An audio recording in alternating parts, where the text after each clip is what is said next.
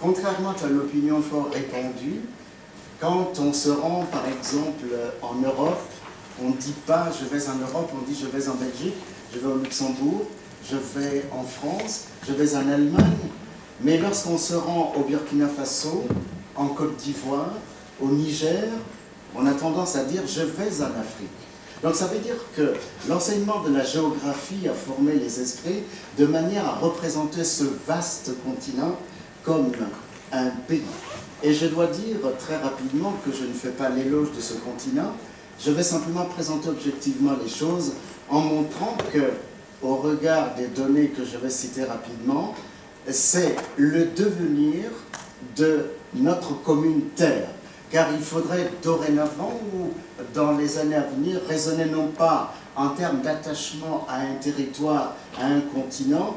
Ceux qui ont des enfants ou des petits-enfants savent très bien que désormais, puisque nous sommes dans un creuset qu'on appelle la mondialisation, désormais donc notre devenir est commun et l'Afrique justement du nord au sud va représenter l'enjeu donc de ce continent. En 2010, une revue mensuelle qui s'appelle l'Écho Austral consacre l'essentiel de son numéro du mois d'août au continent africain par ce titre « L'Afrique, notre avenir ». Et quand il dit « notre avenir », il parle de la planète Terre qui est désormais notre bien commun au regard des idées qu'on peut avoir par ailleurs. Et quels sont les atouts de ce continent selon eux? Cette revue en particulier recense pêle-mêle les données suivantes, et je cite: « Le continent africain détient 60% des terres arables mondiales inexploitées, et j'ajoute qu'une exploitation rationnelle avec des méthodes technologiques performantes, voire des programmes massifs d'irrigation des zones arides, comme celle par exemple du Sahel, pourrait mieux rentabiliser. L'activité agricole, gérée de manière plus rationnelle et plus efficace, je cite encore la revue, pourrait générer autour de 880 000 milliards de dollars d'ici à 2030, contre aujourd'hui 280 milliards de dollars par an à ce jour. En outre, cette revue ajoute, et je cite encore, « L'Afrique détient 10% des réserves mondiales de pétrole. » Mais je dirais simplement les réserves qu'on a trouvées aujourd'hui. Par exemple, on est en train de trouver que le Mali, que le Niger, entre autres, seraient de grands producteurs de pétrole, mais de pétrole de qualité. Mais en dehors de cela, on s'est rendu compte que, et c'est surtout les États-Unis qui l'ont prouvé depuis 1965, après avoir fait des études à travers toute la Terre pour savoir quelles sont les zones de la Terre habitables dans les années à venir. Les États-Unis voient toujours très très loin. Donc on se rend bien compte que toute la côte atlantique, depuis les côtes mauritaniennes jusqu'à la Namibie à peu près, il y a une nappe de pétrole extrêmement étendue, dont aujourd'hui, par exemple, on exploite en Côte d'Ivoire, au Ghana, au Togo, Bénin un petit peu, au Nigeria, en Guinée équatoriale, au Gabon, au Congo Brazzaville, au Cameroun, en Angola, etc.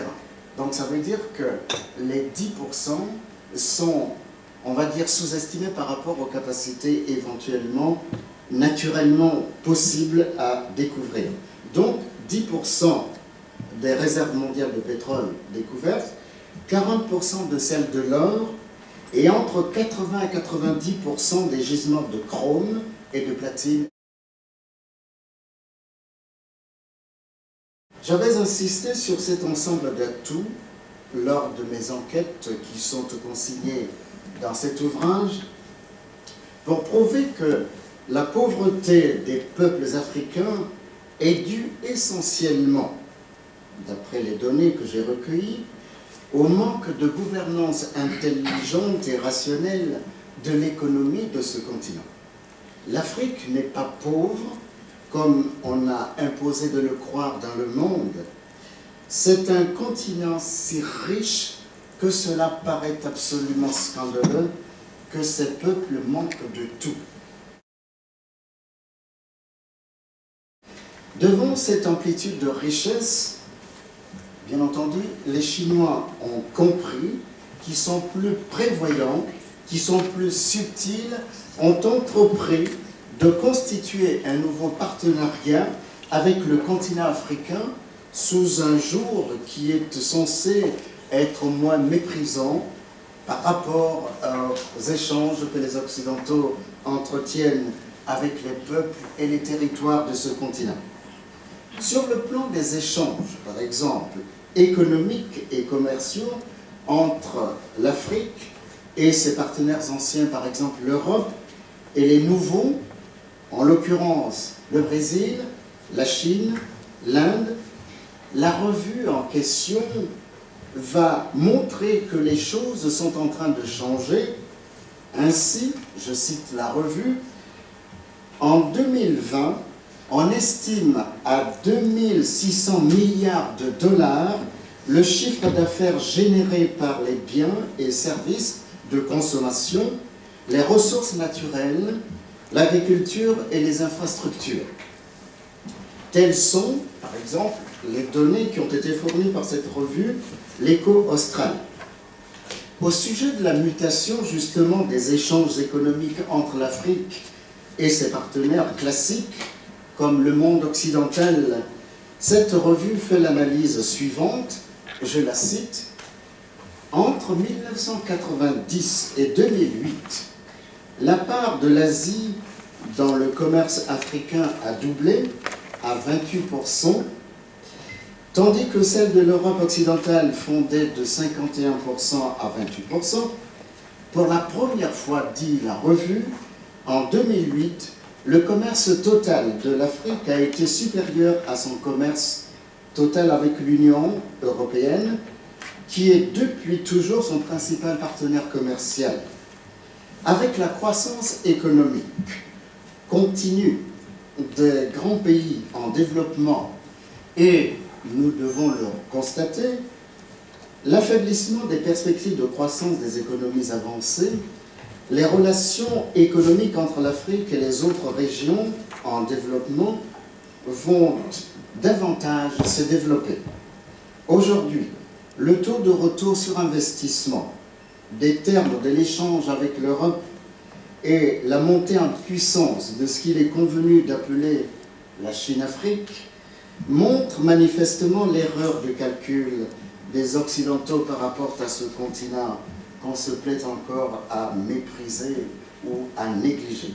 De leur côté, les auteurs que j'ai cités, à savoir Severino, donc et Olivier, dans Le temps de l'Afrique, les auteurs insistent sur les données suivantes.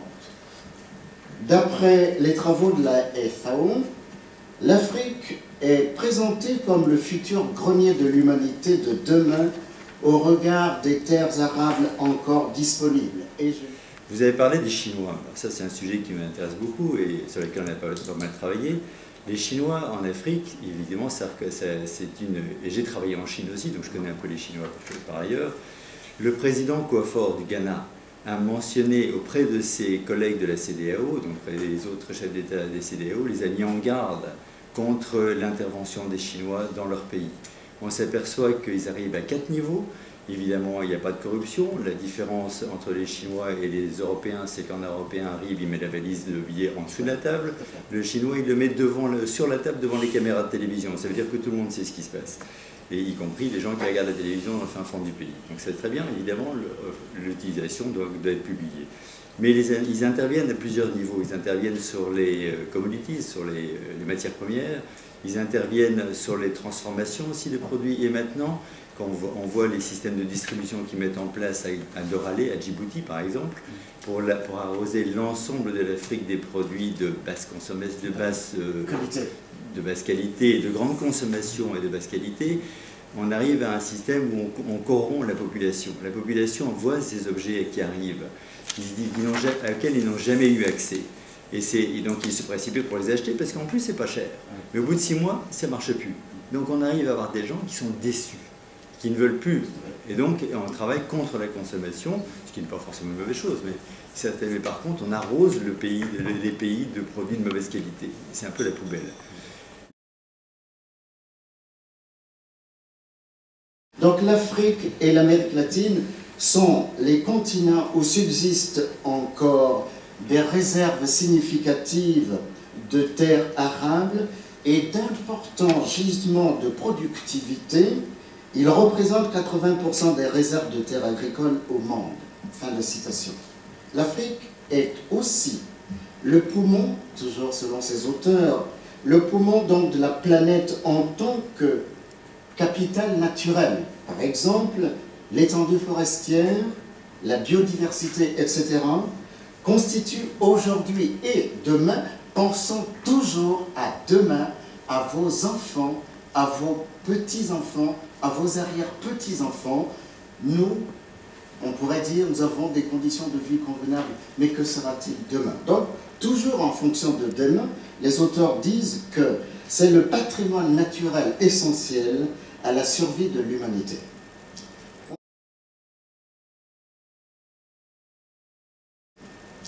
On se rend bien compte, au regard de ces faits, qu'il y a un problème éminent sur ce continent. Dès lors que ces peuples se meurent encore et sont privés de tout, il y a donc, me semble-t-il, et selon les résultats de mes recherches sur le terrain, il y a donc une faillite rédhibitoire, et j'accuse, des élites politiques économico-financières qui pourraient bien expliquer cet état de choses. Autrement dit, on ne le comprendrait pas. Il y a un autre problème, c'est l'ignorance des chefs d'État des pays africains. J'ai remarqué moi-même, pour prendre un cas particulier, la Côte d'Ivoire, l'ensemble des ministères sous Houphouët-Boigny étaient en quelque sorte traversés par les hauts commis de l'administration française. Donc ce qui veut dire que les conseillers du chef de l'État n'étaient pas ses propres citoyens, mais des citoyens qui le conseillaient dans le cadre de l'économie et du développement de l'économie française. Donc, ils n'avaient pas de recul pour penser les problèmes de leur propre peuple par eux-mêmes, pour s'instruire, pour accéder à la culture savante, qui est le signe par excellence de l'intelligence, et donc s'ouvrir aux intérêts de leur peuple. On voit ce qui vient de se passer dans les 6 derniers mois en Guinée-Conakry ou même en Côte d'Ivoire. Je pense que vos propos peuvent tout à fait être mis au présent, et peut-être, et j'espère que non, au futur, mais je pense que nous ne sommes pas du tout sortis de cette situation-là, et qu'aujourd'hui, les États africains, peut-être plus ceux de l'Afrique francophone et de l'Afrique de l'Ouest, restent encore complètement dans la même dynamique que ce que vous avez dénoncé depuis. La seule chose qui pourrait sauver ces peuples, c'est que les peuples prennent eux-mêmes en main leur destin. Le salut ne viendra jamais des chefs d'État qui sont conditionnés, ni non plus des élites qui trouvent leur intérêt à servir des pantins, si j'ose dire, des puissances étrangères la plupart du temps. En faisant ce livre, j'ai vu se dessiner, en faisant cette enquête, un drôle de puzzle de environ 6 morceaux.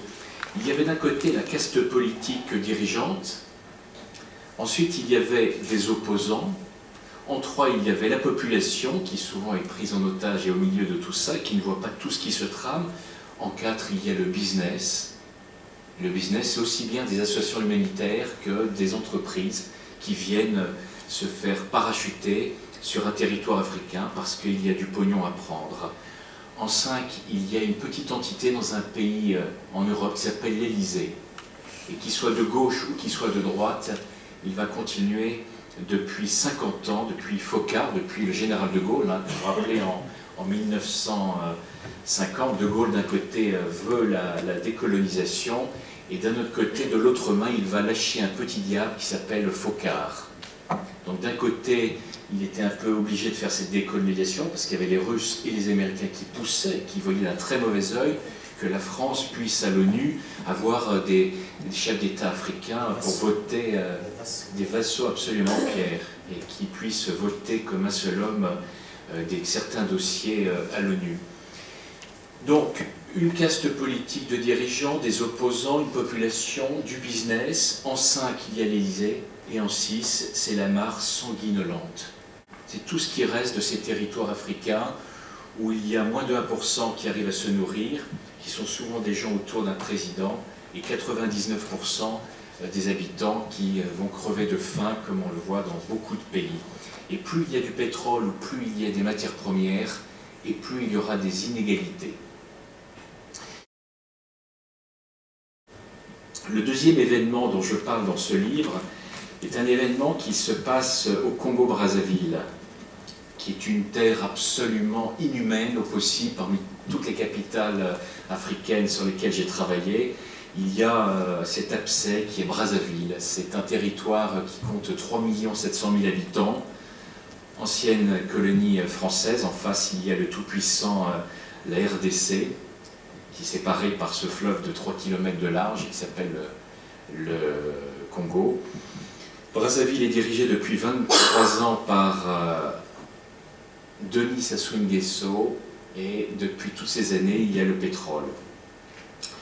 Et le pétrole conduit ce pays à une grande famine, à un grand détournement de la principale richesse au profit de Denis Sassou Nguesso et de 120 personnes de son clan. Ça devrait être un petit émirat, Congo-Brazzaville. Ça devrait être une terre où le service public permet à chaque citoyen, aux 3 700 000 habitants, de se nourrir avec un service public très fort. Ça ne l'est pas du tout. Et parmi les assassins de ce pays, il y a 2 multinationales françaises, il y a Total et il y a la BNP Paribas. Ce sont 2 multinationales qui permettent à l'argent du pétrole d'aller dans les poches directement des hommes de Denis Sassou Nguesso. Quand on lui pose la question comment est-ce que ce continent pourrait s'en sortir, eh bien lui il dit il faut que les Africains doivent regarder ailleurs qu'en Europe. L'Afrique doit porter son regard vers ce qui est neuf. En Europe, l'esprit s'est affadi, rongé par les formes extrêmes du pessimisme, du nihilisme et de la frivolité. Et alors Denis, ma première question, ça serait regarder ailleurs, mais où? D'après toi? Il faut que le peuple africain invente un système. On le voit, il y a des systèmes qui sont inventés en Inde, au Brésil. On a vu ce qu'a fait Lula, il n'y a pas beaucoup de présidents, je pourrais le citer dans le monde depuis 50 ans. Lula, il a fait évoluer pendant 2 mandats de 4 ans au Brésil, il a fait évoluer complètement la classe moyenne. Donc moi je fais confiance à des germes de personnes qui pourraient prendre complètement en compte une direction